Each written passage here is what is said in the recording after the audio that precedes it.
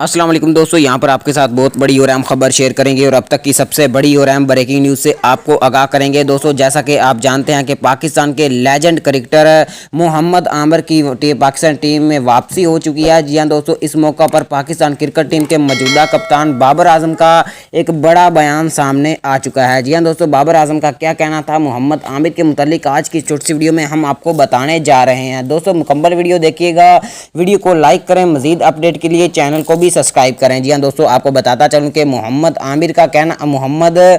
आमिर की वापसी पर बाबर आजम का ये कहना था कि मोहम्मद आमिर टीम में आ चुके हैं, अब टीम और मजबूत हो चुकी है। जी हाँ दोस्तों, उनका ये कहना था कि अगर मोहम्मद आमिर वेस्ट इंडीज़ के खिलाफ सीरीज खेलते हैं तो वेस्ट इंडीज़ की ट्रॉफी पाकिस्तान के नाम ही होगी। जी हाँ दोस्तों, इसके साथ साथ विराट कोहली का और नरेंद्र मोदी का भी बड़ा बयान आया है। उनका ये कहना है कि एक कलील अरसे के बाद मोहम्मद आमिर को पाकिस्तान टीम में वापस बुलाया गया है।